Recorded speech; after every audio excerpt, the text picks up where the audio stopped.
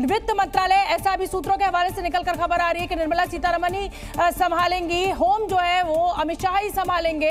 तो ये जो बड़े चेहरे इस समय आप देखिए, और श्रीपद नायक जो है उनको ऊर्जा राज्य मंत्री का दर्जा मिलेगा। मनोहर लाल को ऊर्जा मंत्री भी बनाया जा सकता है। जैसा कि रविंद्र हमें जानकारी दे रहे हैं कि अर्बन डेवलपमेंट मिनिस्ट्री तो उन्हें मिलेगी, साथ में ऊर्जा मंत्री का काम भी मनोहर लाल ही देखेंगे। श्रीपद नायक जो कि 2019 में भी मंत्री थे, वो अब ऊर्जा राज्य मंत्री का काम संभालेंगे। रेल मंत्री जो है वो अश्विनी वैष्णवी रहेंगे। परिवहन मंत्री नितिन गडकरी ही रहेंगे। रक्षा मंत्री राजनाथ सिंह ही रहेंगे। अजय टम्टा जो है वो परिवहन राज्य मंत्री का काम संभालेंगे। दिल्ली से आए हुए सांसद हर्ष मल्होत्रा जो है वो भी राज्य मंत्री, परिवहन राज्य मंत्री का काम संभालेंगे। तो मुझे लगता है कि अब जो मोटा मोटा देखा जाए तो वही मंत्री ज्यादातर कैरी ऑन कर रहे हैं, यानी वही पोर्टफोलियो पुराने मंत्रियों के पास रहेगा। रविंद्र, जो 100 दिन का टारगेट मोदी सरकार, मोदी 3.0 ने सेट किया है, मुझे लगता है उसमें ये कन्वीनियंट भी है, आसान भी है कि पुराने मंत्री ही अपने पुराने प्रोजेक्ट्स को आगे बढ़ाएं।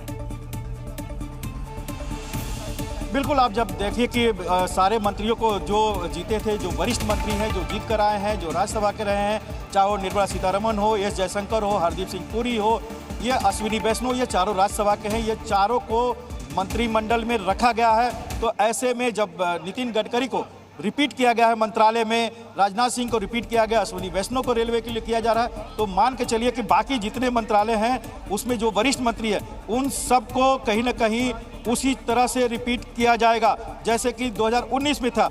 मामूली फेरबदल के जो चुनाव हार गए हैं, जो मंत्री हार गए हैं, चाहे वो भारी इंडस्ट्रीज का मंत्री हो महेंद्र पांडे, वो हार गए हैं चुनाव। जो 1 दर्जन से ज़्यादा मंत्री हारे हुए हैं, उनके जगह पर नए चेहरे देखने को मिलेंगे। लेकिन जो पुराने चेहरे हैं, जो राज्यसभा के, लोकसभा से जीत कर आए हुए, उनको रिपीट मंत्रालय मिलेगा, क्योंकि प्रधानमंत्री नरेंद्र मोदी का जो विजन है और पिछले 5 साल से या पिछले 10 साल से ऐसे कई मंत्री हैं जो उनके साथ काम कर रहे हैं। तो काम जो कर रहा है और उनके परफॉर्मेंस से ठीक होने की वजह से अगर उनको फिर से मंत्रिमंडल में जगह मिला है तो मंत्रालय भी वही रहेगा।